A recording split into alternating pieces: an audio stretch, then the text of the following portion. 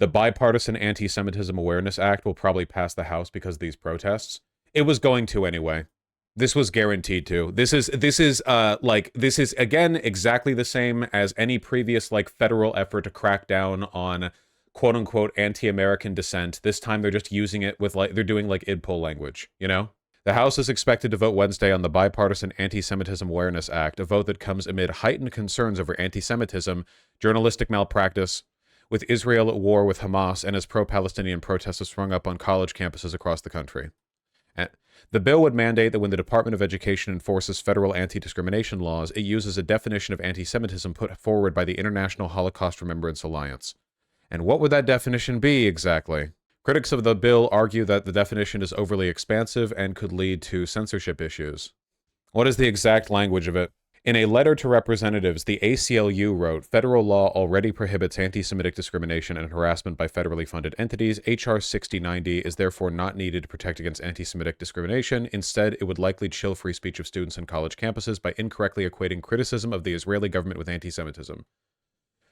It's bad. It basically says if you're pro-BDS, you're anti-Semitic. Nice. They are literally going to make it law that you are, like, legally liable for discrimination if you criticize Israel. The Biden administration said they would veto. Well, that's nice and surprising. Can you get a link confirming that? So this is the definition they want to use. Anti-Semitism is a certain perception of Jews which may be expressed as hatred towards Jews. What? Rhetorical and physical manifestations of anti-Semitism are directed towards Jewish or non-Jewish individuals and or their property, toward Jewish community institutions and religious facilities. Manifestations may include the targeting of the state of Israel conceived as a Jewish collectivity. Nice. However, criticism of Israel similar to that leveled against any other country cannot be regarded as anti-Semitic. This is a terrible definition. What? So for every other kind of bigotry, like racism or sexism, you're going to have like a very simple boilerplate, like legally definable, like understanding of what bigotry looks like. And then it's like, okay, but for anti-Semitism, let's consult the tome, you know, the goddamn grimoire of wheedling that is all designed effectively to make it impossible to criticize Israel. So where has Biden said that this is going to be vetoed? Source, I made it up. Yeah, seriously, didn't multiple people say that? He literally said in the press conference today that he's pushing the bill. Yeah, that sounds a lot more likely. So who said it? Who said veto? Okay, so that person was just waffling. Where's the Biden press conference today? CJ Rex, can you link it? The Biden White House press briefing equated Palestinian protesters with Charlottesville. Yeah, I saw that. Images really across the country over the last 24, 48 hours, especially at the Columbia, UCLA last night, University of Madison, Wisconsin, other campuses. Has the president been monitoring this? And why have we not heard directly from the president about these protests that have taken over institutions of higher learning across the country, the police responses, instances of violence? Why have we not heard directly from the president? House approves aid for Israel. Biden votes to veto. This is a totally different thing. So just a couple of things. The president is being kept regularly updated on what's happening, as you just stated, across the country. He is monitoring the situation closely, so is his team. And I would just add that no president has spoken more forcefully about combating anti-Semitism than this president.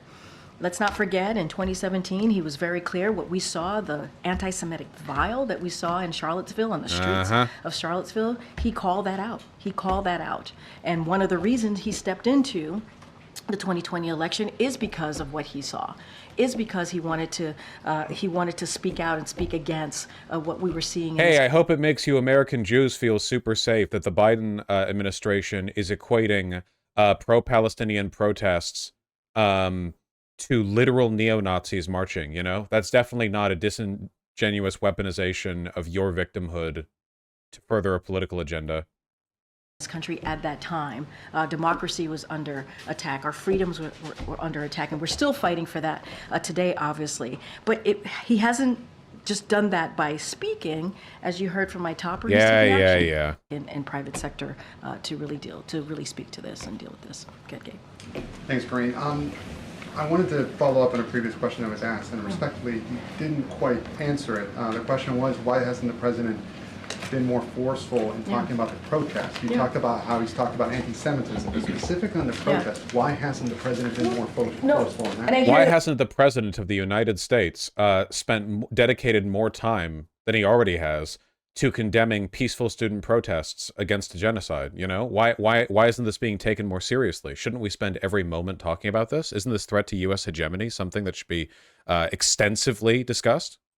The question, Gabe, but respectfully, the president has been no other president has spoken about anti-Semitism than this president. But that's not the question. It's the protest. And I'm answering it in the way that I believe is the best way to answer your question, which is the president has been very, very clear.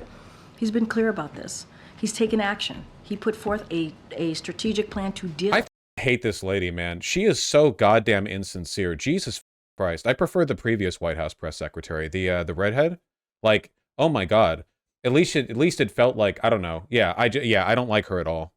Counter anti-Semitism, more than 100 new actions, and not just. I didn't even like Jen Psaki. I just like Jen Psaki more than this lady.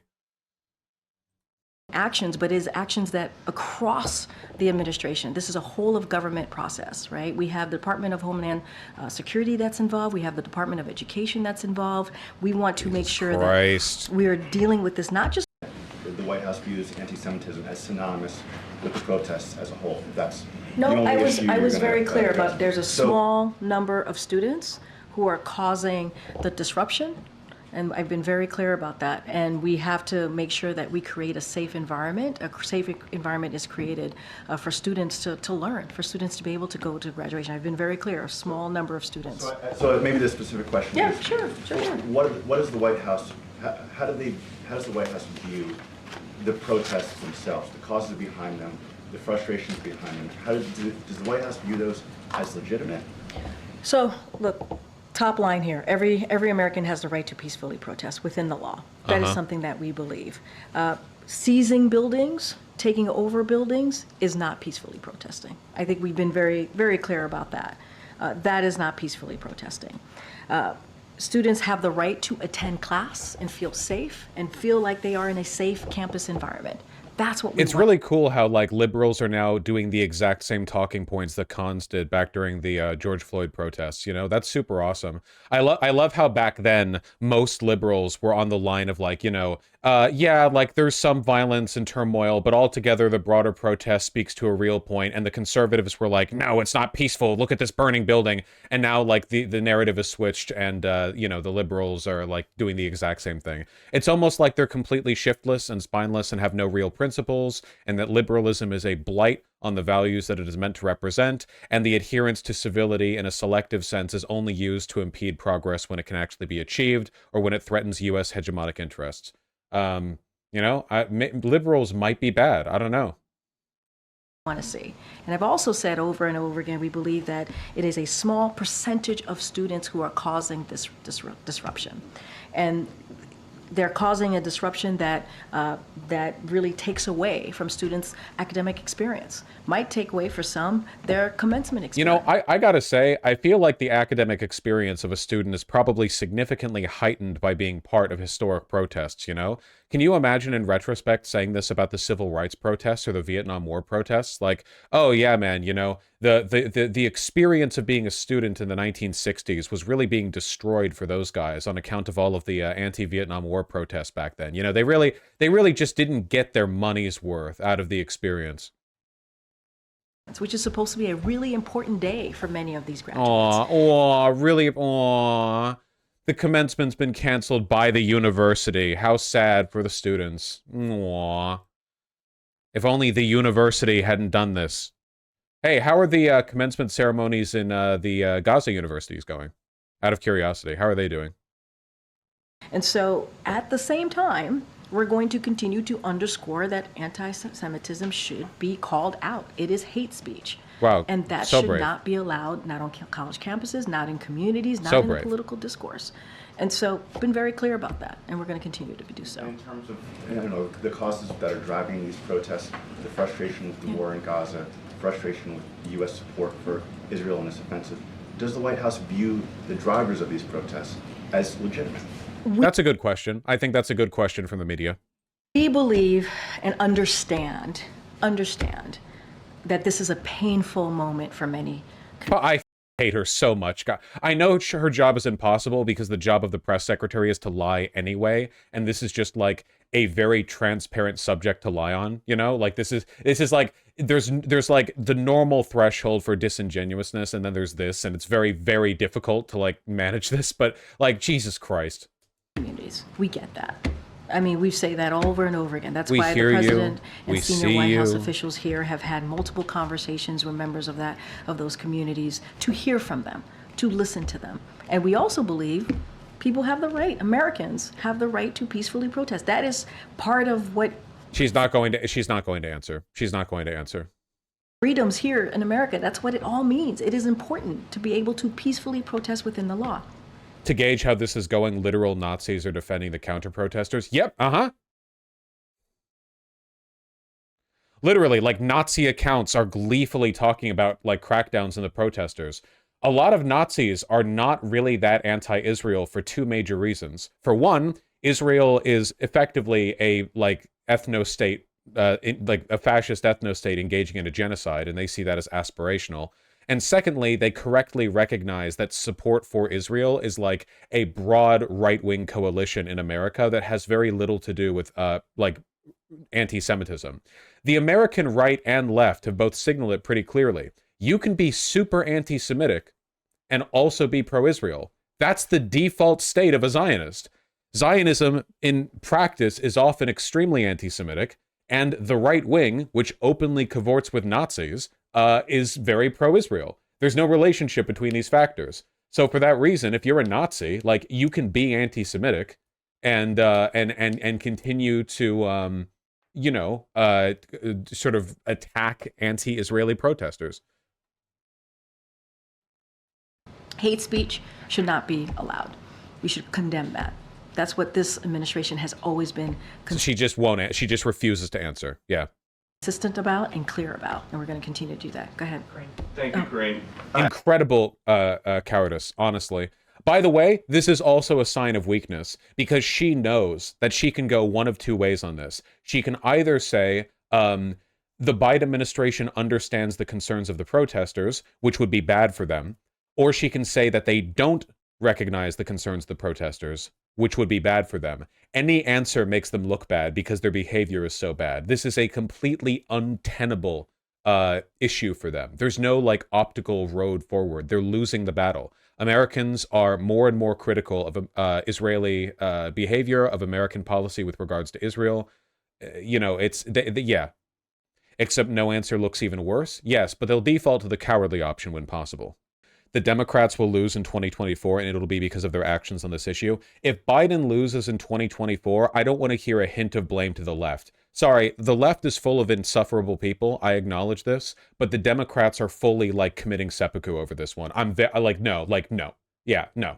Like, it is insane, genuinely, how monstrously discompassionate and short-sighted and myopic the Democrats have been on this issue. It is unbelievable. You know, like, I'm not levying that blame anywhere the fuck else. Okay, this shit is worse than Hillary in 2016. You know fully well they'll blame the left. Yep, they're gonna. I'm sure they will if they lose. They'll blame those rabble-rousers and Iranian-backed student protesters for lying about the Biden admin, and the Biden admin is Israel is the most compassionate army in human history. So how dare you lie? Blah blah blah. I'm not falling for any of this bullshit. I'm not falling for any of this bullshit. I stand by everything I said with regards to voting for Joe Biden in 2020, okay? But, like, there are obvious limits. You have a responsibility as a leader and as a political platform to not alienate and divide and attack and lie to the extent that they have now, you know? With a soaring, you know, popularity of what is his approval rate? Like 22%? How many people like Eric Adams? Exactly? This is all probably, like, cracked the conspiracy-minded. Yeah, I gotta say, you know, Nazis are going to be insufferable for, like, the rest of our lives over this one. This is definitely going to be one of those, like, you know, USS Liberty attack incidents where they're like, hey, remember when the Jews magically made all of American free speech, like crack down on blah, blah, blah? And it's totally disingenuous bullshit. None of this has anything to do with Jews. This is about American geopolitical interest. But, you know, they're all, and a lot of them are defending it too. Like a lot of the Nazis around today are defending the practices that are engaging in the crackdown. But, you know, yeah, they're going to goon over it anyway. Exactly. He's polling at 16%. 16% approval right now. That's crazy. Only 16% of likely voters in New York City say they would vote for him. Well, that's not approval, but yeah, 16% is wild.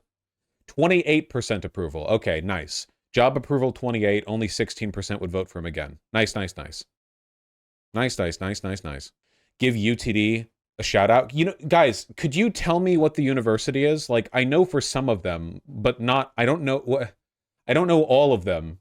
UT Dallas. Okay, you can just say like Dallas U or UT, like you can say that, you know? We need numbers. Our administration has already started threatening students with expulsion and possibly getting the street troopers here. We are here because we demand divestment. Our students here are sick and tired of our money going into weapon manufacturers that are complicit and are enabling the ongoing genocide that's going on in Gaza. We need our community out here to protect the students as soon as possible. Nice. I believe. I'd like to think that what the students feel about the university is important enough that maybe we could bring this university to a halt and really reorder its priorities. But at the moment, it doesn't seem that this is possible at all. We may halt classes for a few days. We may even halt it for a spring. But ultimately, we don't change the foundation of this university, which is essentially an enormous business corporation. That was a Columbia University student speaking to NBC News in 1968 about ongoing protests at the school in opposition to the Vietnam War. I've got to say, it makes as much sense in 2024 having 18 or 19-year-old people running college campuses. Wait, I'm sorry. Are they framing that as wrong? Wait, are they looking back at a completely unambiguously correct statement delivered by an anti-Vietnam War protester going, that naive fool? Are we really doing that? That's actually the direction we're taking things? Okay. Yeah, are you like unironically pro-Vietnam War? He's a former Republican congressman. Yeah, but even Republicans don't tend to defend the Vietnam or Iraq War these days. As it did in 1968, which is to say, doesn't make any sense at all. And you do wonder, what did she say that was confusing to you? The adults that are supposed to be running the university? The amount of... Okay, I understand like the rhetoric here. It's like, oh, you children don't know what you're talking about. Why would you choose to open that point with a reference to the Vietnam War, something that basically everyone agrees was a monstrously bad decision? Like, why would you, hey, yeah, college students sure are naive and don't know what they're talking about, right? To support this argument, here's a bunch of college students in civil rights protests in 1960. Like, what? Is that the argument that you're making? Money that they are paid to educate students, and they can't allow... That's not where universities get their money. ...students to go to class because a small subset of those students and outside agitators want to shut down the camp. Where are the adults? This is so incoherent that a point's not even being made. I wish I could respond to this, but this doesn't even make sense, like, narratively speaking. I genuinely don't understand if it's like, it almost feels like there's a point that's like it's satire or something. Like he's doing a satire of a right-wing, like hawkish individual, you know? This is on MSNBC, by the way. It's infantilization. Yeah, but it's incoherent infantilization. Well, I guess to all of you now who are in the Gaza solidarity encampments across American universities, know that conservatives are, disparagingly, but nonetheless sincerely, comparing you to anti-Vietnam War protesters, people who have been completely vindicated by history. Okay. Sure, you know, all right. Like, be proud. Students at UCSC just built an encampment. Ah, nice. This is going to keep springing up, man. Like, they can't stop this. Students in the UK are going to start protesting.